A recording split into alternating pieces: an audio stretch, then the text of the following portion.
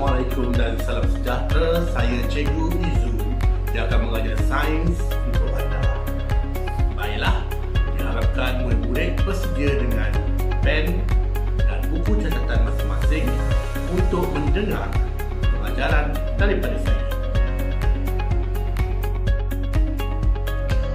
Okey, Assalamualaikum dan salam sejahtera kepada murid-murid sains tahun 5. Okey, diharapkan semua dah bersedia dengan pen, pensel dan buku catatan masing-masing. Dan pada hari ini kita akan sentuh topik pertama kita untuk tahun 2021. Jadi, objektif pembelajaran minggu 1 kita ialah daripada segi standard kandungan ialah kita akan mempelajari tentang kemahiran proses sains. Dan di dalam standard pembelajaran kita akan mempelajari 12 kemahiran. 12 kemahiran proses sains. Okey, sebab saya tak mau terangkan 6 yang awal tu, sebab 6 yang awal tu kita buat revision saja dan kita akan cuba imbas kembali saja. Cuma 6 lagi yang di hadapan kemahiran proses sains tu kita akan pergi lebih mendalam. Okey, jadi kita lihat kemahiran memerhati, kemahiran mengelas, kemahiran mengukur menggunakan nombor, membuat inferen, meramal, berkomunikasi, menggunakan perhubungan ruang dan masa, mentafsir data, mendefinisi secara operasi, mengawal pemboleh ubah,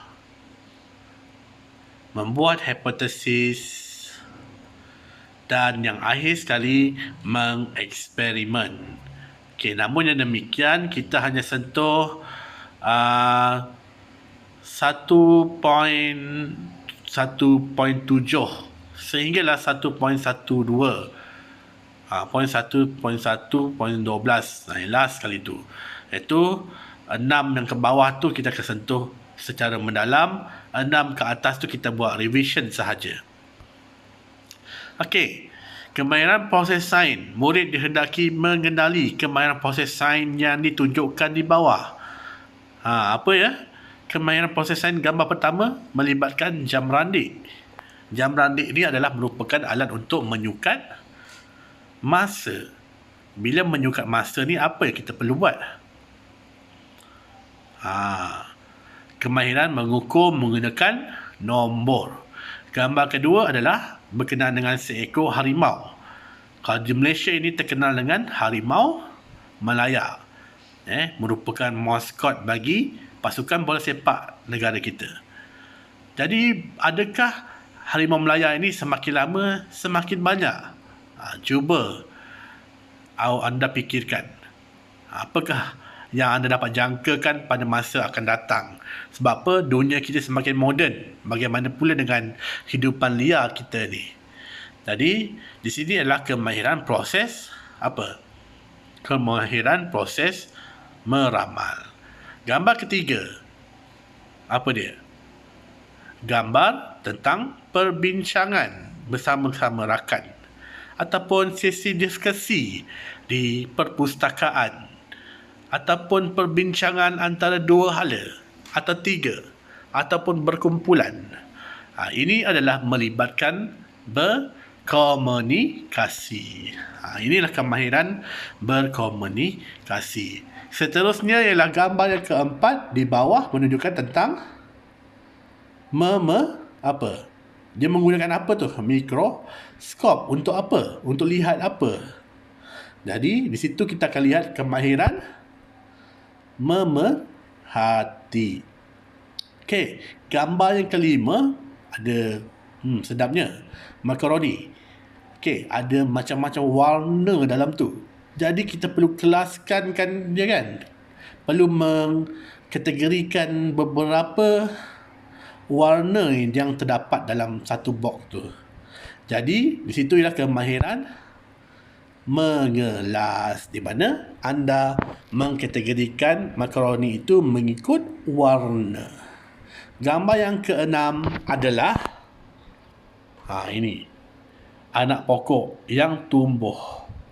Jadi proses pertumbuhan anak pokok ni, bila semakin membesar semakin subur. Apa yang menyebabkan dia subur? Apa yang membuatkan dia besar dan tinggi? Apa yang membuatkan dia mudah tumbuh dan semakin membesar lah? Apa dia? Itu ialah sebab, mencari sebab. Jadi itu ialah kemahiran apa? Kemahiran membuat inferen.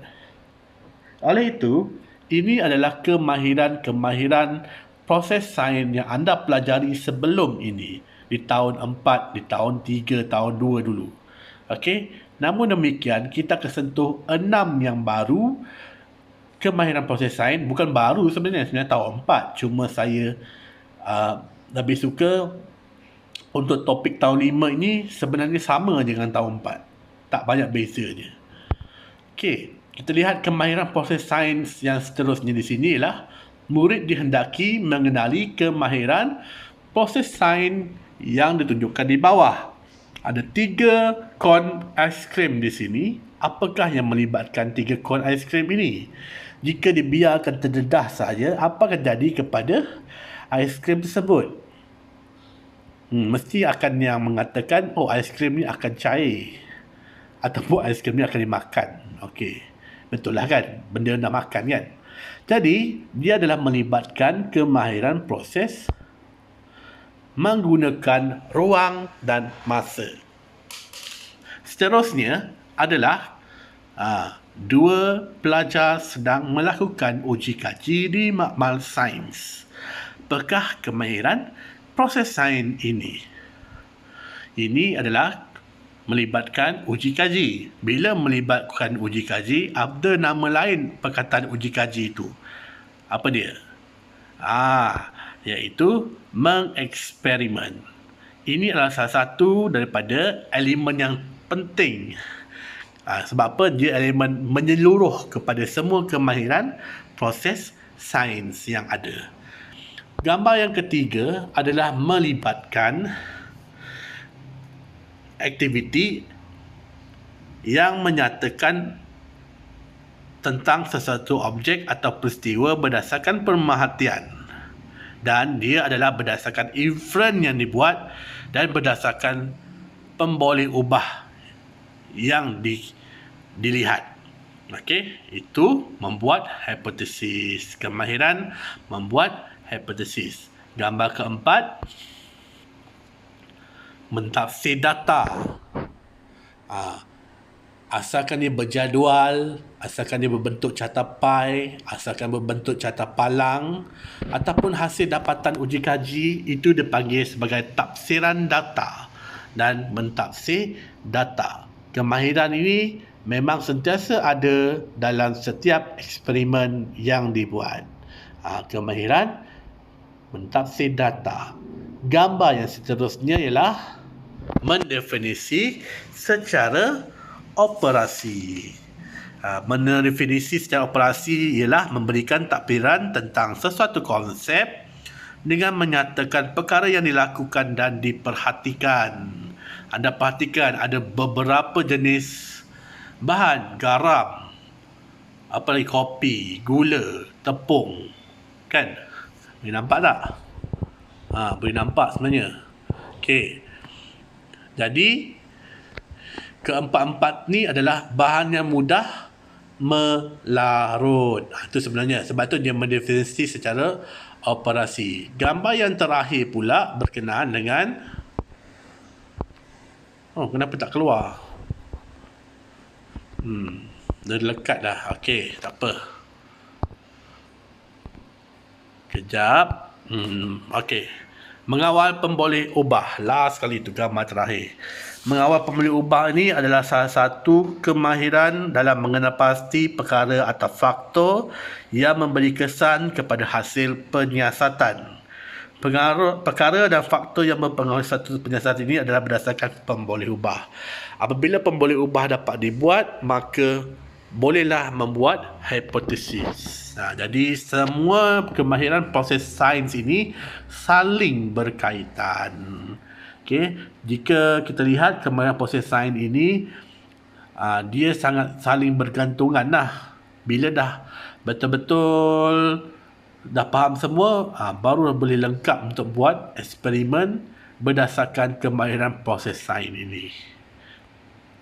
Okey, kemahiran yang kita akan sentuh secara mendalam ialah mentafsir data, menggunakan ruang dan masa, mengawal pemboleh-ubah, mendefinisi secara operasi, membuat hipotesis dan mengeksperimen.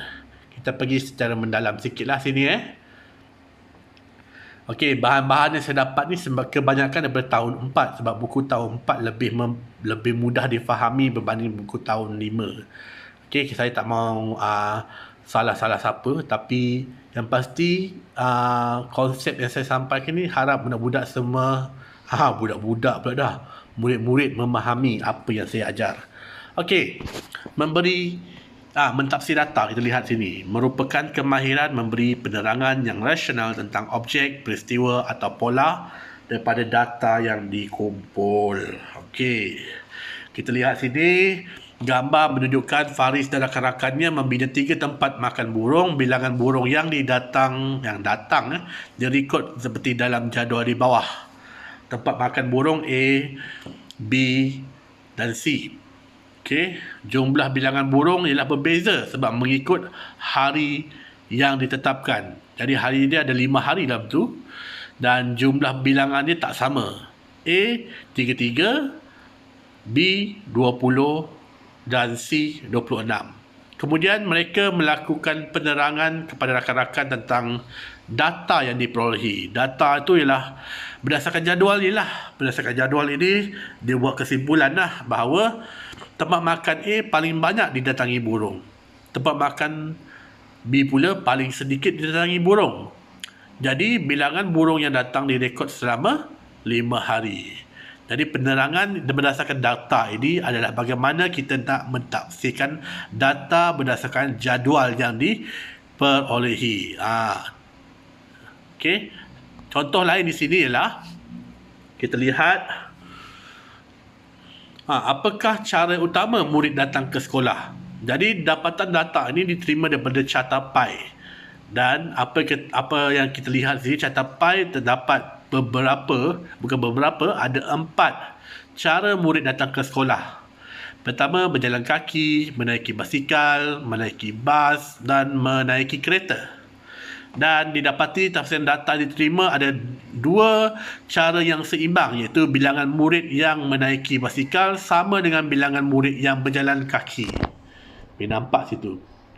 Berapakah perbezaan jarak yang dilalui oleh kereta mainan A dan E? Ni kata Faris kat bawah. Jadi data yang diterima melalui carta palang yang dibuat, kereta mainan dan jarak yang dilalui mengikut ukuran sentimeter. Okey, tafsiran data sini ialah didapati bahawa jarak yang dilalui oleh kereta mainan A ada yang paling jauh. Adalah yang paling jauh. Okey, berdasarkan carta ini kita dah boleh baca apa hasil uji kaji yang dibuat ataupun hasil dapatan data yang diterima. Seterusnya, bagaimanakah cara haiwan membiak?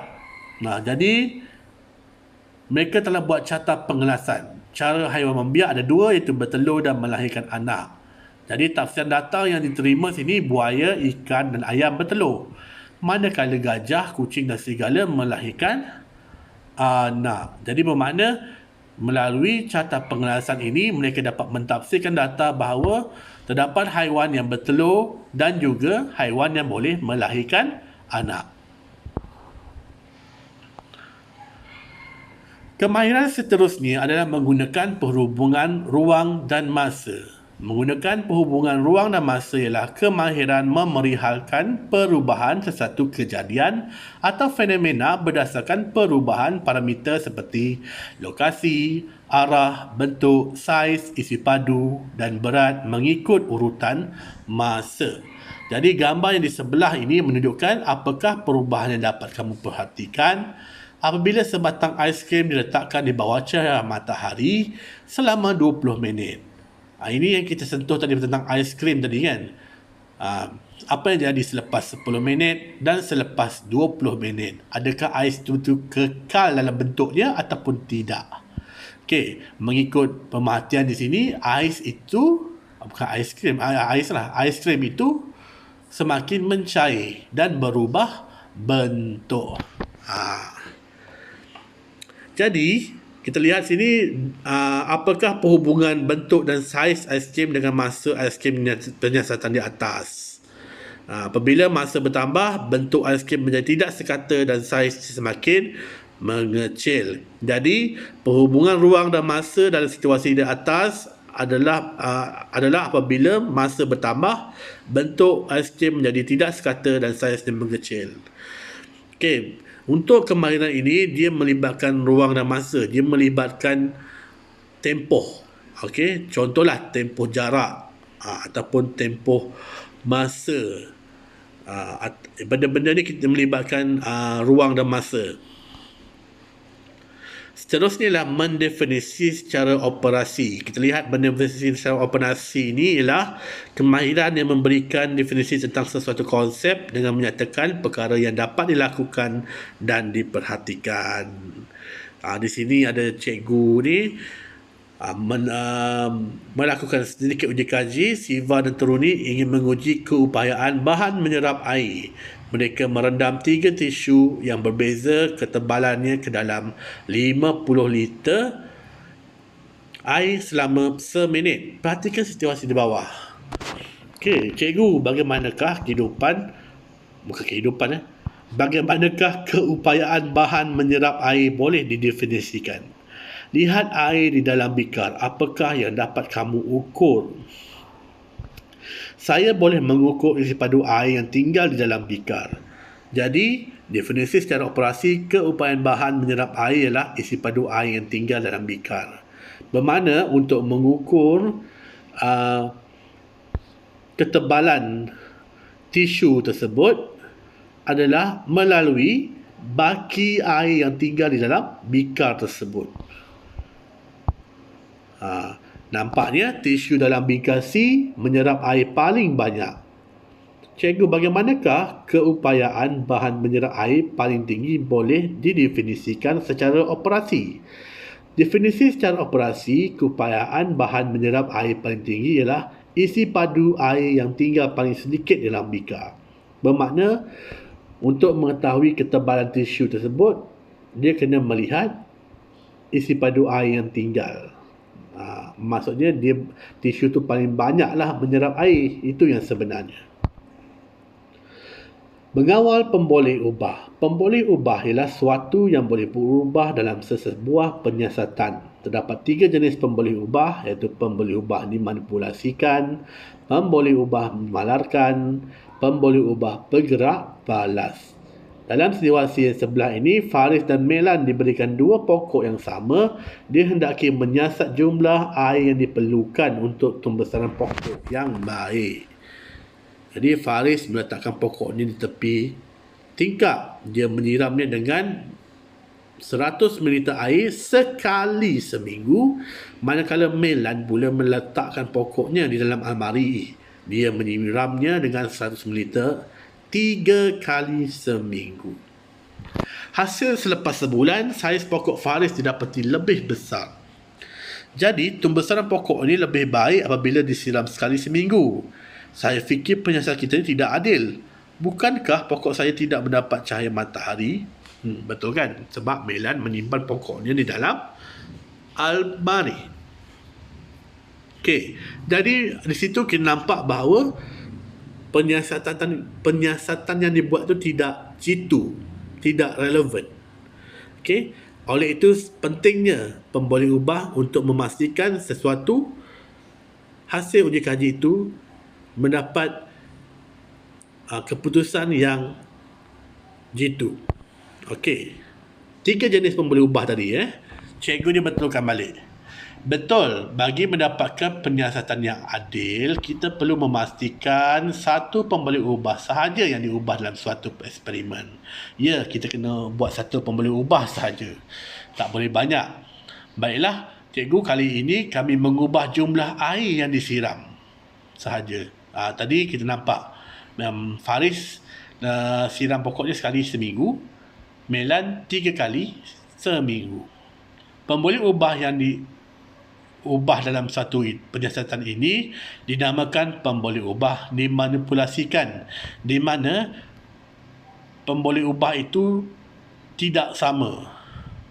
Bila tidak sama, satu pasu A disiramnya sekali saja, pasu B disiram 3 kali sahaja. Jadi dia tak sama. Jadi itulah dikatakan dimanipulasikan. Benda yang tak sama kita buat untuk kedua-dua uji kaji itu. Okey. Kita juga perlu memastikan pemboleh ubah yang lain kekal sama. Jadi kita tetapkan jumlah cahaya matahari, jenis tanah, kuantiti tanah untuk kedua-dua pokok. Yang ini penting. Sebab apa? Ni nak uji kaji, mesti dua-dua kena sama. Jadi pokok yang sama, tanah yang sama, kuantiti tanah yang sama, jenis tanah yang sama. Jadi pemboleh ubah ini dikekalkan dalam satu penyiasatan dikenali sebagai pemboleh ubah malar ataupun dimalarkan. Mana benda tu sama, dikawal. Okey. Selepas sebulan, ini apabila selepas sebulan hasilnya, sekarang apa yang dapat kamu perhatikan? Nampaknya saiz pokok saya yang lebih besar. Jadi pemboleh ubah yang diperhatikan dalam satu penyiasatan ini dikenali sebagai pemboleh ubah bergerak balas. Apabila dia bergerak balas, kita dapati bahawa hasil selepas eksperimen itu dibuat, hasil selepas uji kaji itu dibuat, apa keputusannya, itulah jawapan kepada pemboleh ubah yang bergerak balas. Okey, apabila kita dah kenal pemboleh ubah tadi, barulah kita boleh membuat hipotesis. Kemahiran membuat pernyataan umum yang boleh diuji tentang hubungan antara pemboleh ubah dalam sesuatu penyiasatan. Melan dan Faris ingin menyiasat sama ada bilangan adukan boleh mengurangkan masa untuk gula melarut dengan sempurna atau tidak. Adukan ini ialah kacau, stir. Jika saya mengubah bilangan adukan ketika mengaduk, gula dalam gelas manakah yang akan melarut paling cepat? Tentulah gula yang diaduk paling banyak akan melarut paling cepat. Dia kata, Faris cakap tentulah gula yang diadukkan paling banyak akan melarut dengan cepat. Betul ke? Saya pun fikir begitu. Semakin bertambah bilangan adukan, semakin berkurang masa untuk gula melarut sempurna. Itulah yang dinamakan hipotesis. Tak nampak yang highlight hitam tu. Semakin bertambah bilangan adukan, semakin berkurang masa untuk gula melarut. Okey. Mereka berjaya membuat hipotesis dengan mengaitkan hubungan antara pemboleh ubah yang dimanipulasikan, iaitu bilangan adukan dengan pemboleh ubah yang bergerak balas, iaitu masa untuk gula melarut sempurna. Okey, jadi mengawal pemboleh ubah ni sangat penting. Sebab apa? Dalam mengawal pemboleh ubah ni lah kita dapat membuat hipotesis. Melalui hipotesis ni jugalah kita boleh uji dengan mengeluarkan ataupun menjalankan eksperimen. Okey, mengeksperimen, kemahiran merancang dan menjalankan penyiasatan untuk menguji sesuatu hipotesis dengan mengumpul dan mentafsir data bagi membuat kesimpulan daripada penyiasatan dibuat. Eksperimen inilah salah satu daripada bagaimana kita nak uji sesuatu keadaan. Dan bila kita dah uji, kita dah kumpul data, kita dah lihat pemboleh ubah dia, maka kita boleh buat kesimpulan hasil selepas uji kaji tersebut. Dan untuk membuat uji eksperimen ini, dia perlu ada perancangan. Perancangan seperti mengenal pasti masalah, membuat penyataan masalah, membuat hipotesis, mengawal pemboleh ubah, menyenaraikan alat dan bahan yang akan digunakan untuk uji kaji, merancang langkah-langkah, menguji hipotesis. Ini dah bahagian jawapan. Menguji hipotesis itu sama ada hipotesis itu betul atau tidak. Kemudian mengumpul dan mentafsir data. Dan hasil eksperimen itu, data-data itu dikumpulkan dan membuat kesimpulan. kita melihat bahawa bila dah kumpul data, kita uji hipotesis, bermakna jika hipotesis itu benar, maka data yang diterima tu relevan lah.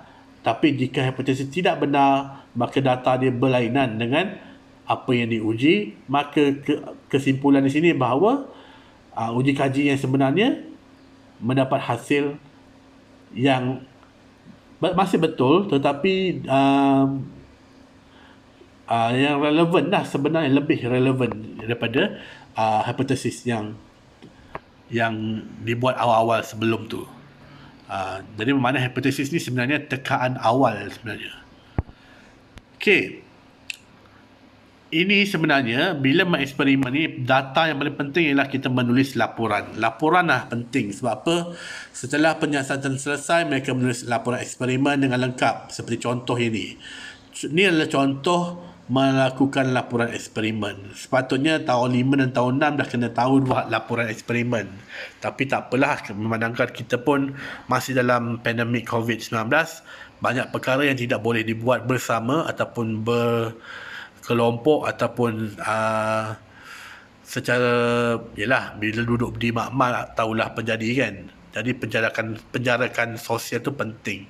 Tak apa, kita lihat dulu apa contoh yang diberikan dalam ni, kita boleh manipulasi, boleh kita gunakan pada masa mendatang. Dan untuk pengetahuan anda semua, laporan eksperimen ni akan sentiasa dipakai untuk kelas sains, pelajaran sains, sampailah anda sampai sekolah menengah nanti. Okey, jadi tugasan anda senang saja. Saya untuk topik tahun 5 ni tak banyak sebenarnya. Sebab apa? Topik 1 ni tak banyak. Sebab apa? Topik tu dah diulang-ulang sebelum ni daripada tahun 4, tahun 3. Jadi harap mana yang ada buku catatan atau buku rujukan sebelum ini, yang ada belajar sebenarnya boleh rujuk balik. Okey. Jadi dalam ni kita berikan latihan untuk tugasan murid. Boleh lihat dalam buku teks digital anda. Jika dah dapat terima buku teks yang ada oleh cikgu-cikgu di sekolah nanti, boleh rujuk situ. Ada 1, 2, 3, 4 sampai ke alam semesta ni. Cuba jawab soalan-soalan yang diberikan. Nanti saya akan masukkan jawapan. Tak perlulah, saya nak awak hantar saja ke pondok jaga sekolah. Sebab apa? Saya akan cek. Okey. Latihan adalah ditulis dalam buku panjang sains 1. Tempoh penghantaran adalah seminggu sekali di pondok jaga setiap hari Jumaat. Mana setiap hari Jumaat kumpulkan semua latihan sains saya, hantar pada Jumaat, dan hari Isnin ambil balik. Manakala hari pengambilan buku latihan adalah pada hari Isnin. Senang saya semak dalam masa 2 hari hujung minggu tu. Okey. Setakat ini saja pembelajaran kita pada hari ini, dan saya harap murid faham, walaupun ini adalah salah satu pembelajaran yang baru untuk anda, tapi diharapkan anda semua boleh menerima sedikit demi sedikit dan faham tentang apa yang saya ajar melalui online ini. Oleh itu saya ucapkan terima kasih kepada ibu bapa dan murid yang sama-sama beri kerjasama, yang sama-sama beri komited tentang pembelajaran online ini. Akhir kata saya, sekian, terima kasih.